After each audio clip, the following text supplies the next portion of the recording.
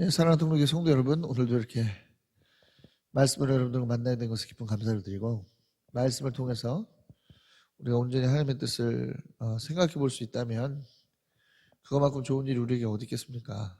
이러한 은혜가 여러분들 가운데 함께 하시기를 바랍니다. 예, 오늘은 창세기 16장의 말씀을 함께 살펴볼 것인데요. 창세기 16장에는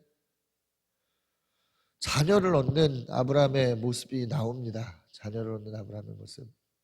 이미 15장에서 자녀에 대한 약속으로까지 확장이 됐었죠. 아브라함의 어떤 비전이. 그것이 성취되어져 가는 부분들을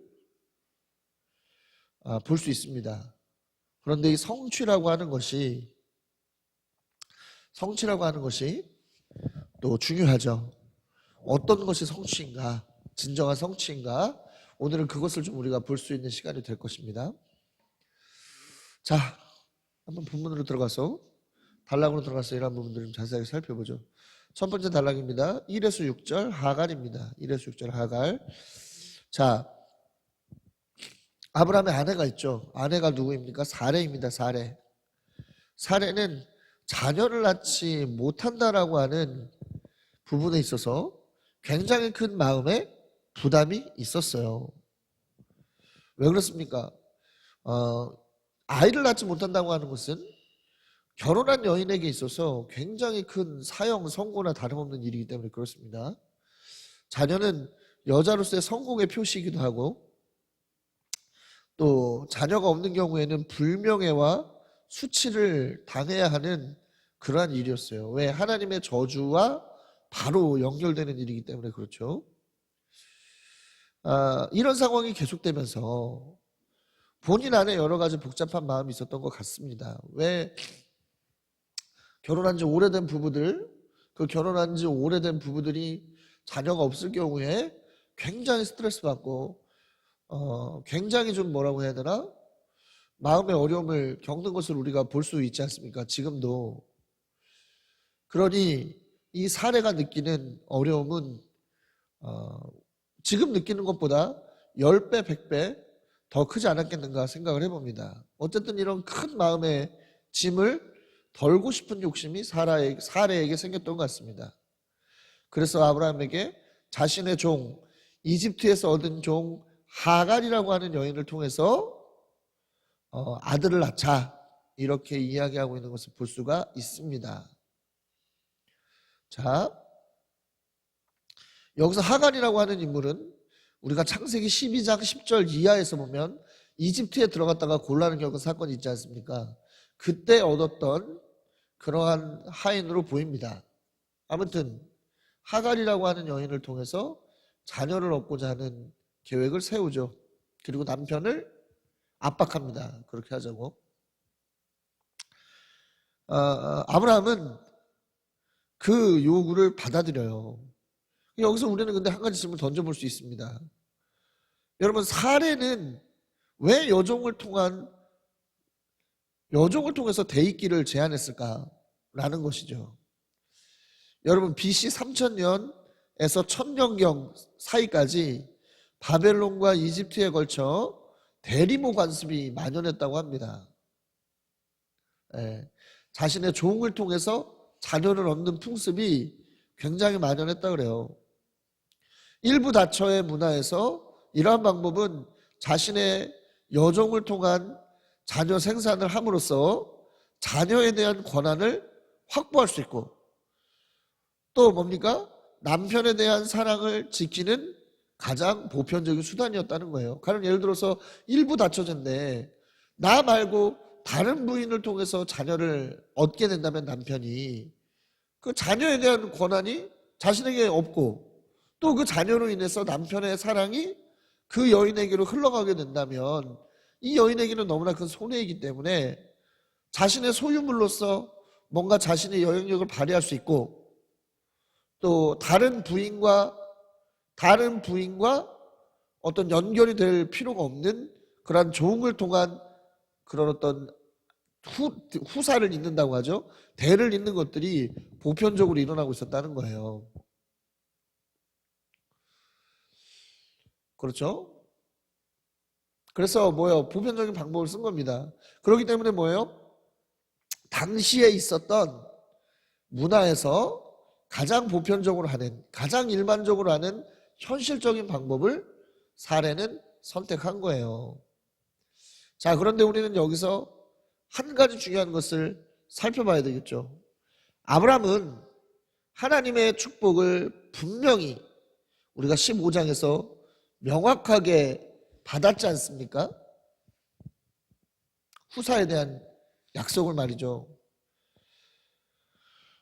그런데 왜 아브라함은 그것을 기다리지 못하고 사례의 요청을 받아들였을까요?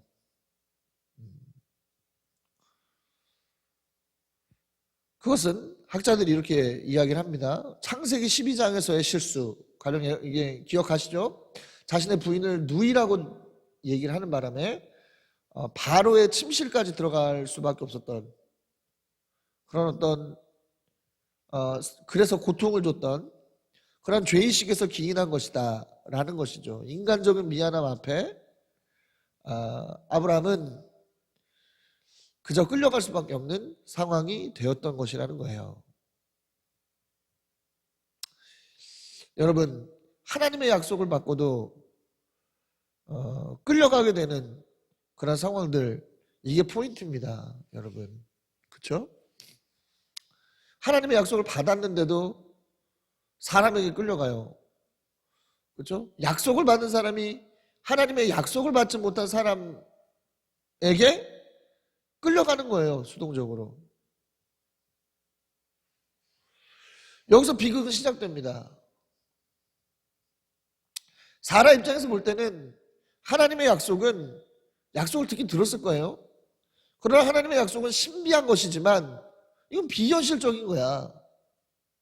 자기 나이는 하나씩 먹어가고 있고 여자로서의 기능은 점점점 저하되고 있는데, 그건 물론 아브라함도 마찬가지고요. 점점점 저하되고 있는데 언제까지 기다려야 되고 어떻게 자녀가 생긴다는 거야. 이게 말이 안 되잖아요. 차라리 그런 비현실적인 방법을 기대는 것보다는 어떤 게 나아요? 그냥 현실적인 방법을 동원하는 게 좋겠다. 이런 생각을 할 수밖에는 없었던 겁니다. 그래서 이런 표현이 나오지 않습니까? 10년이 지났다. 10년이 지났다라고 하는 표현 말이죠. 10년. 아브라함이 가나안 땅에서 살아온 지 10년이 지난 뒤에 일어난 일이라는 것을 말하고 있지 않습니까? 10년은 긴 시간이에요. 예. 10년은 사람에게 있어서 긴 시간이죠. 하나님에게 있어서는 정말 짧은 시간이지만 인간에게 있어서는 긴 시간입니다. 이 긴 시간 동안 자신들의 기대와 다른 하나님의 어떤 모습, 이러한 것들이 조바심을 불러일으키고요. 이러한 조바심은 하나님의 방법이 아니라 사람의 방법을 사용하도록 우리를 몰아간다는 것이죠. 그래서 우리는 조바심을 경계해야만 하는 겁니다. 네, 조바심을 경계하는 우리가 돼야 된다는 거예요. 자, 이렇게 해서 사레의 종 하갈은 아브라함과 동침을 하게 되고 임신을 하게 됩니다. 근데 재밌는 건 뭐예요? 이 여인이 임신을 한 것을 안 순간부터 여주인을 깔보기 시작했다는 것이죠. 너무나 이 수치를 더 크게 느낄 수밖에 없는 상황이죠. 아이를 낳지 못해서 느끼는 수치 플러스 종밖에 안 되는 인물에게 무시당하는 자신의 처지가 사례에게는 얼마나 컸겠어요. 자신은 이 자녀 없는 고통이라도 해결해보고 싶어서 하갈을 통한 어떤 그런 대를 잇는 방법을 썼는데 오히려 그것이 어떻게 됐습니까? 자신의 고통을 2배, 3배 가중시키는 결과로 돌아왔다는 것이죠. 여러분, 자신이 조금만 나은 입장에 섰다고 생각하면, 자신이 남보다 조금만 나은 입장에 섰다고 생각하면 마음껏 깔보고 마음껏 업신여기는 것이 세상의 이치입니다. 우리가 하나님의 약속을 받고도 정말 어떤 그런 조바심으로 인해서 세상적인 방법을 쓰게 되면, 세상적 방법을 쓰게 되면 그것이 문제를 풀어줄 것이라고 우리는 기대하면서 그 방법을 쓰게 되지만 결국엔 어떻게 된다? 그것이 우리에게 더 큰 고통으로 돌아올 수밖에 없다는 것을 우리는 알아야만 한다는 것이죠. 하나님의 약속은 하나님의 방법대로 풀려야만 합니다. 하나님의 방법이 뭐예요? 하나님께서 계획하셔서 하나님이 이끌어 가시는 방법. 그것이 바로 뭐예요? 하나님께서 약속을 이루어 가시는 방법이에요. 뭘 통해서? 우리와의 관계를 통해서.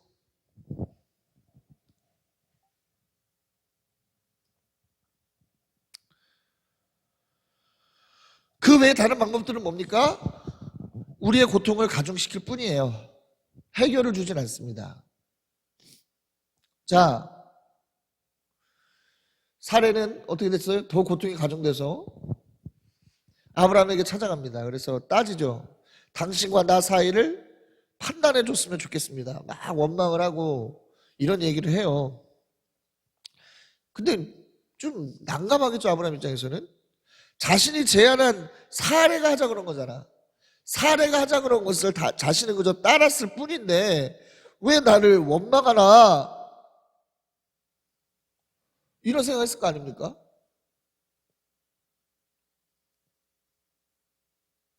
그런데 여러분, 가장의 역할이라는 게 원래 그렇지 않습니까? 뭔가 부인이 요청을 하더라도 그것을 합리적으로 따져볼 수 있는 거, 그것을 결정하는 주권은 누구에게 있어요? 가장에게 있는 것이니까 책임이 아주 없다고는 할 수 없겠죠. 그런데 이건 사실 사례가 부리는 생트집입니다. 아브라함은 답답할 수밖에 없어요. 이거 생트집이지 뭐. 자기가 그러자 그런 거잖아. 지금 뭐 아브라함이 아니라고 할 수 있는 상황이 아니었잖아요. 사례가 다그치고 밀어붙이는데.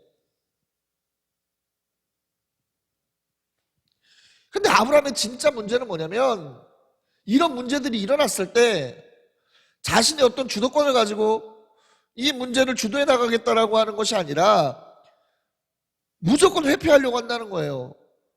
하갈을 하갈을 통해서 자녀를 낳자. 그 문제에 있어서 자신이 약속을 소유한 사람이라면 아니다, 하나님 약속하셨으니까 우리가 기다려보자, 이런 이야기를 하든지 부인을 달래주든지 이런 걸 해야 되는데, 그저 부인이 그냥 다그치니까 알았어 그냥 당신 마음대로 해, 당신 마음 편하면 그냥 그렇게 하자, 이렇게 넘어가 버리는 거예요. 또 이 문제로 인해서 사례가 고통당하고 그 고통에서 오는 감정을 자신에게 푸니까 아브라함이 어떻게 하고 있어요? 야, 당신의 종이니까 당신 마음대로 할 수 있지 않느냐, 당신 알아서 해라, 또 이렇게 회피하고 있는 거예요. 그러다 보니까 어떤 일이 일어났습니까? 사례는 여주인이니까 종인 하갈을 핍박하고 괴롭히고 학대하는 일들이 일어나게 되는 거예요. 그러니까 사례가 가지고 있는 부정적 감정을 모조리 풀 수 있도록 아브라함이 길을 열어준 거죠. 문제가 계속적으로 커지고 있어요. 또 어떻게 됐습니까? 분명히 여종의 신분이라고 하더라도 그 집의 가장의 아이를 임신한 여자잖아요. 그 여자가 어떻게 했어요? 학대를 견디다 못해서 집을 나가게 되는 일이 벌어집니다. 일이 점점점 커지고 있는 거예요. 일이 점점점.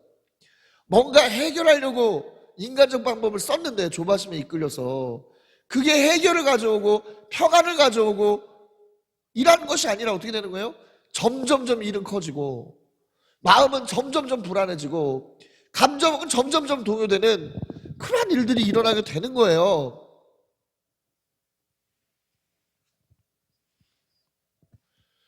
예. 이렇게 된 원인의 가장 큰 것은요, 아브라함에게 있어요. 약속을 받은 자고 가장의 권위가 있는 사람입니다. 그 사람이 이 문제의 주도권을 쥐고 나아갔어야 되는 거예요. 가장 좋은 방법은 뭡니까? 부인아, 기다려봐. 우리 기도해보자. 부인아, 이런 방법을 사용하기 전에 하나님 앞에 물어보자. 하나님의 개입이 이 가정과 이 문제 가운데 들어올 수 있도록 길을 열어야 되는 거예요. 그걸 누가 할 수 있는 거예요? 약속을 받은 자만이 할 수 있는 거예요. 그런데 지금 누구에게 끌려가고 있습니까? 약속을 받지 못한, 하나님과의 직접적인 만남을 경험하지 못한, 그래서 인간적인 생각과 인간적인 계산밖에는 할 수 없는 사례가 자꾸만 이 모든 상황을 주도하고 나가니까, 거기다가 잔뜩 조바심에 빠진 사례가 자꾸만 이 모든 상황을 이끌어가다 보니 하나님이 개입하실 여지는 없고 문제는 더더욱 커지는 겁니다. 물론 아브라함이 이 문제를 개입해서 주도해 나가려고 하면 사례하고 분명 감정적으로나 어떤 그런 다툼이 있어야 될 거예요. 그러나 여러분, 필요한 다툼이라면 해야지. 부부간이더라도 필요한 다툼은 해야 될 거 아닙니까? 뭐 하기 위해서? 가정 전체가 하나님께서 바라시는 바른 방향으로 가기 위해서는 싸워야 할 건 싸워야죠. 물론 싸우는 것보다는 하나님께서 주신 비전 가지고 달래고 설득하는 과정이 필요하겠습니다만은, 그래도 경우에 따라서는 뭐예요? 갈등을 감수하고서라도 하나님께서 바라시는 방향, 하나님께서 가정 가운데 개입하실 수 있는 여지들을 열어야 되는 일을 해야 되는 거예요. 만약 아브라함이 일한 역할을 충실하게 했다면 사라도 결국엔 알게 됩니다. 뭘 알게 되죠? 하나님께서 뭔가 계획을 가지고 계신 부분이 있었구나라는 것을 알게 되는 거예요. 근데 뭐예요? 계속적으로 주도권을 뺏기고 끌려가다 보니까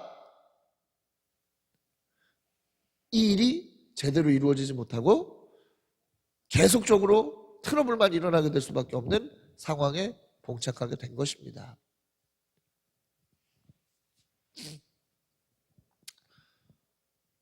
여러분, 약속을 받은 자가 가정을 주도해 가는 거예요. 하나님을 경험한 자가 가정을 주도해 가는 겁니다. 가정뿐만이 아니라 사업도 마찬가지입니다. 하나님을 만나고 확고한 비전을 가진 자가 뭐 하는 거예요? 사업을 주도해 나가는 거예요. 교회도 마찬가지입니다. 하나님께로부터 받은 분명한 비전을 가진 자들이 사역을 이끌어 가야 돼요. 그래야 그들을 통해서 그 영역 안에 하나님의 개입하심이 일어날 수 있는 거예요. 하나님의 역사하심이 나타날 수 있는 거예요. 여러분들의 가정이 그렇게 되기를 바랍니다. 우리의 공동체가 그렇게 되기를 바랍니다. 그래서 사람이 주도해 나감으로 인해서 계속적인 어려움에 빠지는 그러한 것이 아니라 하나님께서 개입하심으로 인해서 온전해지는 그러한 모든 영역이 될 수 있기를 그리스도님을 강력히 축원합니다. 다음 단락입니다. 7에서 16절, 하갈과 하나님의 만남이에요.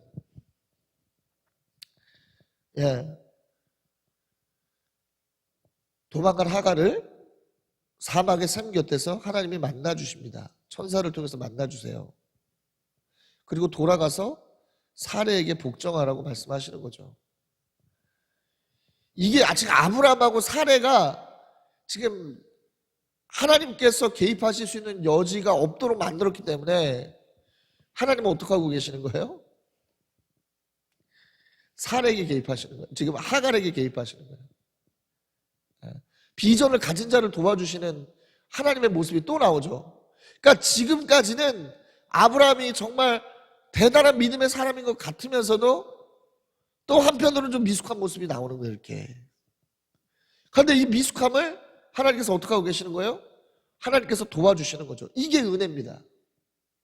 이게 은혜예요. 하나님 은혜가 없었다면 이 가정은 이렇게 끝나는 거야. 갈등하다 끝나는 겁니다.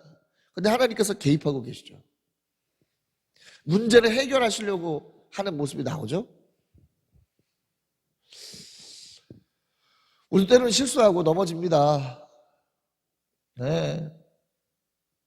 알면서도 하나님의 약속을 알면서도 조바심에 쫓겨서 또 끌려가서 실수하게 될 때 있어요. 그럴 때 어떻게 한다? 하나님께서 도와주신다. 하나님의 도우심을 우리는 기대하고 경험할 수 있어야 됩니다. 이렇게 하나님 좋은 하나님이에요. 우리한테 이렇게 되게 좋은 하나님이야. 아브라함이 지금 12장에서 이집트 가서 사고 쳤을 때도 누가 개입하셨어요? 하나님이 개입하셨죠. 누구에게? 바로에게 개입하셔서 문제를 해결하셨듯이 지금 하갈에게 개입하셔서 문제를 해결하고 계신 거예요. 좋으신 분이다. 근데 여러분, 해결하시는 방법이 재밌죠? 복종하라는 거예요. 복종하라. 지금 학대받아서 도망 나왔는데 돌아가서 복종하라. 참 어려운 말씀을 하고 계시죠? 그럼 하나님은 왜 이런 말씀을 하셨을까? 여러분, 현실보다도 중요한 것은요, 하나님의 비전, 하나님의 약속이기 때문에 그렇습니다. 여러분, 괴롭고 척박한 현실, 우리는 그 현실을 피하려고 해요. 지금 사례가 실수한 것도 그렇잖아요. 자신을 괴롭게 만들고 수치스럽게 만드는 자식이 없다라고 하는 이 현실을 자기 방법대로 피하려고 하다 보니까 이런 문제 생겼어요. 하갈도 마찬가지. 자기의 교만으로 인해서 당하는, 주인에게로부터 당하는 이 학대와 압제를, 그 상황을 피하기 위해서 지금 이렇게 도망가고 있는 것이잖아요. 우리도 괴롭고 척박한 현실을 도망가려고 하는 그런 일들이 많아요. 그러나 하나님은 도망가는 것에서 그 방법을 찾는 것이 아니라 뭐에서 찾기를 원해요? 그 상황 속에서 견디는 것을 통해서 하나님 그 방법을 찾기를 원하십니다. 왜요? 왜 그렇죠? 하나님의 비전, 하나님의 약속이 그들 안에 있다면 이 괴로움이 그 비전을 이뤄나가는데 반드시 밑거름이 될 것이기 때문에 그렇다는 거예요. 예를 들어 볼까요? 요셉을 보십시오. 요셉은 끊임없이 고통당했습니다. 그러나 그것들이 밑거름이 돼서 어떻게 됐죠? 하나님께서 그와 그 가족들을 살리시는 비전, 그 비전을 이루는데 엄청난 밑거름이 됐죠. 야곱을 보세요. 야곱도 마찬가지죠. 그가 외삼촌 라반의 집에서 너무나 괴롭고 어려운 고통의 시간을 보냈으나 어떻게 됐어요? 12아들을 얻음으로써 민족을 이룰 수 있는 토대를 얻는 시간이 됐죠. 초대교회는 어떻습니까? 사자굴에 던져지고 불이 타는 그 괴롭힘, 그 핍박 속에서 예배를 지켰고 또 그 핍박 속에서 믿음을 지킴으로써 어땠습니까? 국교로 공인됐을 때 많은 사람들을 살릴 수 있는 토대를 마련할 수 있었습니다. 지금 이 땅에서 고통당하고 있는 지하교회 성도들을 보십시오. 그들 눈물 같다 하면 절대로 헛되지 않습니다. 그들 비전이 있기 때문에. 현실보다 더 중요한 것은 그래서 하나님의 비전인 거예요. 하나님의 비전을 우리가 분명하게 알고 있다면 우리를 괴롭게 하고 정말 우리의 삶을 힘들게 하는 척박한 현실은 더 이상 문제되지 않습니다. 그러니까 돌아가라고 하는 거예요. 그러면서 뭐 하죠? 하갈에게 비전을 주십니다. 어떤 비전? 많은 자손을 주겠다. 내가 너에게라고 하는 표현을 주목하세요. 아브라함의 족보에서 나오는 족보가 아니라 새로운 족보, 새로운 역사를 이 하갈을 통해서 이루실 것이라고 하는, 이스마엘을 통해서 이루실 거라고 하는 하나님의 비전이 주어지는 거예요. 그러면서 아들의 이름을 말씀하시죠. 이스마엘. 하나님께서 들으실 것이다 말씀합니다. 하나님은 실제로 하갈이 고통 가운데서 부르짖는 소리를 들으셨어요. 그리고 개입하셨습니다. 그러시면서 뭡니까? 이스마엘에 대해서 이렇게 이야기하죠. 들나귀와 같을 것이고 모든 사람과 싸우고 모든 사람도 그와 싸우고 자기의 모든 친족과 대결하여 살아가게 될 것이다 말하는데, 이게 무슨 말이냐면 아브라함의 후손들과 다른 독자적인 역사를 이루어갈 것이다, 새로운 민족을 이루며 살 것이다 라고 하는 훗날의 복선을 이야기하고 있는 거예요. 네. 이러한 약속을 받자, 하나님과의 만남을 통해서 이러한 약속을 받자 하갈이 뭘 깨달았어요? 하나님께서 나의 고통 속에서 외면하신 게 아니라 나와 함께 하시고 나를 보고 계셨구나라고 하는 것들을 깨닫게 되는 거예요. 하나님과의 만남을 통해서 그들의 삶의 방향이 새롭게 됐죠. 또 하나님의 은혜를 또 깨닫게 되죠. 그래서 보시는 하나님을 경험하게 되고, 그래서 그 만남에 있었던 그 샘을 부엘라 헤로이, 살아계신 물, 나를 감찰하시는 우물, 나의 감찰자의 우물이라고 하는 이름을 붙여서 기념합니다. 그녀는 계속적으로 이 부엘라 헤로이 우물을 생각하면서 사내가 어떻게 학대를 하더라도 견뎌낼 수 있는 힘을 얻을 거예요. 그래 지금 힘들고 어려운 상황이지만 하나님이 반드시 우리를 통해서, 내 아들을 통해서 큰 민족을 이룬다고 하셨으니까 난 이거 견딜 수 있어, 난 이거 견뎌야 돼, 이런 용기를 얻는 거예요. 아까 말씀드렸듯이 더 이상 척박하고 괴로운 현실이 문제가 되지 않는 겁니다. 그래서 우리는 비전을 소유한 사람들이 돼야 되는 거예요. 힘들고 어렵죠. 가는 길이 척박하죠. 그러나 하나님은 우리를 보고 계시고, 우리를 돕고 계셔요. 반드시 그 약속 이룰 겁니다. 힘들고 어려울 때마다 우리는 더욱더 이러한 비전을 생각하고 기억하고 그것으로 이 현실을 이길 수 있는 원동력을 삼아야 됩니다. 승리하는 여러분들 되시기를 바라요. 자, 아들을 낳고 이름을 이스마엘이라고 불렀습니다. 이게 아브라함의 6살 때 일입니다. 여러분,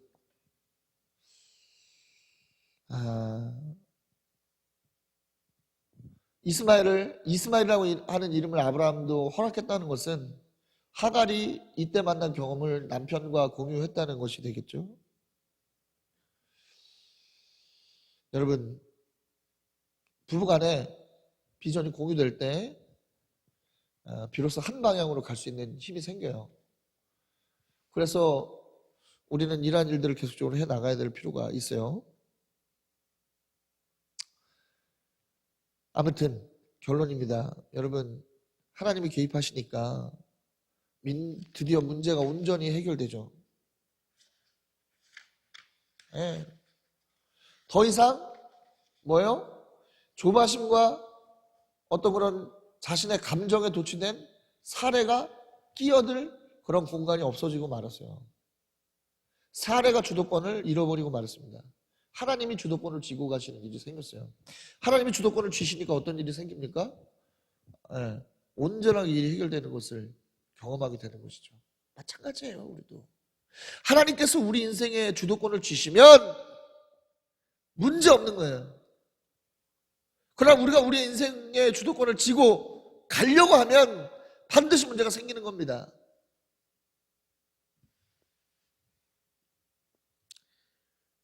하나님의 비전을 가진 자가 하나님과의 관계성 속에서 하나님께 주도권을 내어드리는 것, 이것이 바로 믿음입니다. 여러분, 믿음으로 충만한 여러분들, 그리고 여러분들 가정, 여러분들 모든 것이 될 수 있기를 그리스도의 이름으로 강력히 축원합니다.